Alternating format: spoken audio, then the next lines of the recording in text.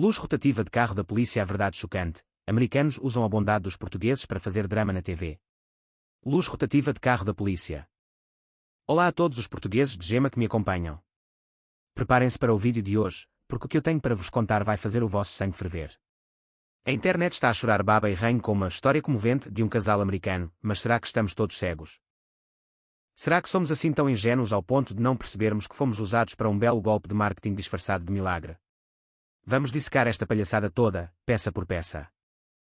A narrativa oficial começa assim. Dizem que a atitude de uma criança do ensino básico comoveu o mundo. Tudo começa numa cidadezinha no sudeste do Nebraska, nos Estados Unidos, chamada Nebraska City. Dizem que é a terra do Festival da Maçã, com 70 anos de tradição, cheia de tortas, cidra e desfiles no outono. É lá que vivem os nossos heróis, o Roy e a Anna.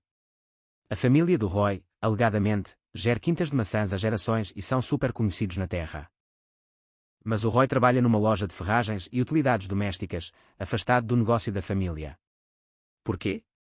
Por causa da mulher, a Anna. Diz a lenda que a Anna sofreu um acidente de viação terrível na universidade, pouco antes de se casarem, e ficou com a perna direita gravemente incapacitada. O drama começa aqui. Reabilitação todos os dias, presa a uma cadeira de rodas, choro, depressão. Com esta perna, não posso trabalhar com a família do Roy, pensava ela, cheia de pena de si própria. Ela diz que até hesitou em casar para não ser um fardo. Mas o nosso santo do Roy não pensou duas vezes, desistiu de herdar a quinta e foi trabalhar para a cidade para que a Anna não sentisse peso na consciência. Os pais dele aceitaram tudo muito bem. Que família tão perfeitinha, não é? Até enjoa. A Anna, movida por esta caridade toda, lá continuou a reabilitação, passou para as canadianas e, um dia, disse ao Roy que queria muito assumir a quinta com ele, nem que fosse só a fazer trabalho de escritório. Lindo, não é? Mas esperem, que a novela americana vai agora aterrar em Portugal.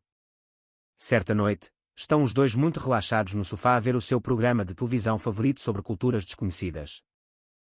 O programa estava a mostrar a Europa rural e, de repente, o Roy lembra-se de um episódio antigo, lembra-se daquela peregrinação em Portugal que deu na televisão. Aquela em que milhares de fiéis caminham dias e dias até Fátima. A Anna lembra-se logo, sim, os caminhos de Fátima. Aquela caminhada de horas infinitas. Meus caros, para quem não sabe, e eles parece que não sabiam bem, a peregrinação a Fátima, especialmente em maio, move o país inteiro. As pessoas caminham centenas de quilómetros, desde o Minho, do Porto, do Algarve, até ao santuário na Cova da Iria. É uma tradição profundamente enraizada na nossa cultura, desde as aparições em 1917, onde as pessoas rezam pela paz e cumprem promessas de joelhos. O programa americano lá mostrou os repórteres exaustos sob o sol escaldante de Portugal, mas o que fascinou os americanos foi a beleza das paisagens e a profundidade da fé dos portugueses. E é aqui que o Roy tem a ideia brilhante, ou a ideia mais rentável da vida dele: vamos a Portugal. Vamos fazer a maior peregrinação a pé, e tu, Anna, vais usar a tua perna. A Anna ainda se fez de rogada: ai, não temos tempo, estamos de mudanças, a colheita da maçã está aí. Mas o Roy insistiu. Queria que ela concretizasse o sonho. E ela, num silêncio dramático digno de um Oscar, sorri e diz: então vamos. Vamos a Fátima. Na manhã da partida, lá vão eles cheios de nervos na sua primeira viagem internacional. Para a Anna, uma viagem longa de canadianas.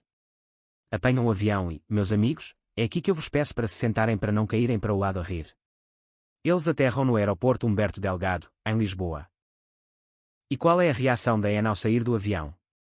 Ela arregala os olhos e diz que o aeroporto é extremamente limpo, organizado, silencioso e parece um museu de arte. A sério? Aterraram na Portela ou no universo paralelo? Ficaram maravilhados com as rampas e casas de banho grandes. Ou os americanos vivem no lixo, ou isto já fazia parte do guião para lamber as botas aos europeus.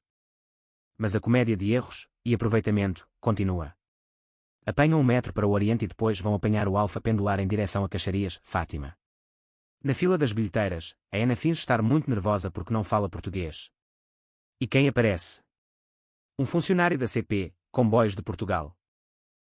Sim, malta, da CP. Um homem que se aproxima silenciosamente e diz: precisam de ajuda. Vou guiar-vos até à plataforma. Ele pega nas malas do Roy e na mochila da Anna, acompanha-os pelas escadas rolantes e ainda diz, no inglês perfeito: na vossa estação de saída haverá outro colega à vossa espera. O Roy e a Anna ficaram em choque. E a Anna atira esta pérola: Isto nos Estados Unidos nunca aconteceria. Pudera.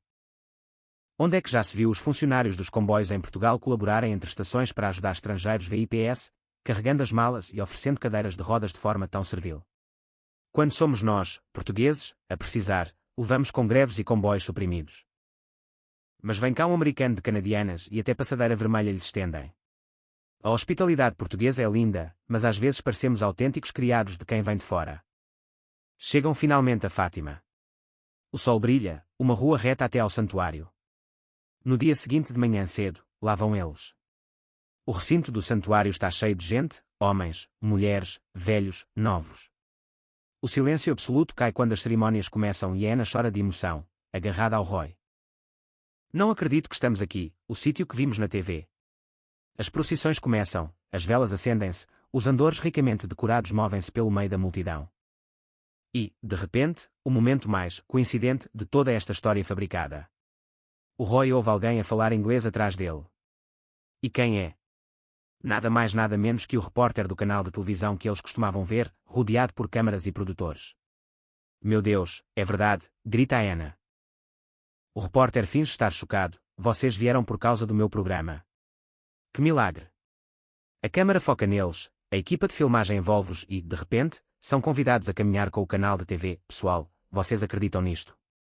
Acreditam mesmo que isto não foi combinado? É óbvio que foi uma jogada de mestre para criar conteúdo viral. Lá vão eles caminhar com a televisão atrás. Passado um bocado, o inevitável acontece sob o calor implacável. A Ana faz uma careta de dor profunda e senta-se na berma de uma estrada no meio do Ribatejo. A respiração ofegante, as mãos na perna ferida. Desculpa, a minha perna falhou-me, diz ela ao Roy, que claro, responde com a frase perfeita para as câmaras, não peças desculpa, estou orgulhoso de ti. A equipa de TV logo arranja água, sombra, tudo muito dramático. E aqui entram os tolos dos portugueses para salvar o dia. 4 rapazes portugueses, crianças da escola lá da aldeia, veem a cena. Ficam com pena. Um corre a chamar a mãe. A mãe portuguesa chega a correr e, no inglês arranhado, diz, a nossa casa é já aqui, está muito calor, venham descansar. E adivinhem? Ela convida a equipa de televisão também. A casa é humilde, não reparem, diz a boa senhora. E lá fomos nós abrir as portas aos estrangeiros para eles filmarem a nossa pobreza honrada. Sentam a Ana numa típica casa de província. A mãe põe-lhe panos úmidos na perna. Oferece-lhes garrafas de sumol fresquinho e fatias de pão de ló. Os miúdos correm pela casa a ajudar. O Roy diz, maravilhado, parece que a comunidade é toda uma família, a compaixão dos portugueses vê-se nestes detalhes. A mãe sorri e diz que é o que é normal. É normal para nós sermos tapetes de quem vem de fora faturar connosco, isso sim. Mas a coisa atinge o pico do absurdo no dia seguinte. Vai haver um arraial popular na aldeia para celebrar o fim da peregrinação local com fogo de artifício. E o que é que a família portuguesa decide fazer? Tiram os trajes folclóricos tradicionais lá de casa, sim, puseram a americana a vestir um traje à vienesa deslumbrante e o americano com fato de lavrador. A avózinha lá de casa ajeita-lhes os cordões de ouro falsos e a Ana diz, a chorar para o espelho, nunca pensei vestir roupas tão lindas.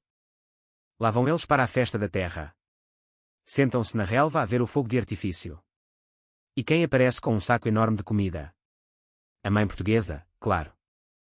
Porque a americana não podia andar, a nossa compatriota foi gastar o seu dinheirinho para lhes trazer bifanas a escorrer mostarda, caldo verde, chouriço assado, farturas e cerveja Superboc. Pagaram? Tenho as minhas dúvidas. A Ana ficou, sem palavras, com o cuidado implacável de nós, portugueses. Enquanto o fogo de artifício estourava no céu de Portugal, a Ana segura a mão do Roy e murmura para a câmara, que por acaso estava mesmo ali a captar a intimidade, quer voltar. Quer fazer os caminhos de Fátima de uma ponta à outra. Vou fazer a reabilitação com ainda mais força.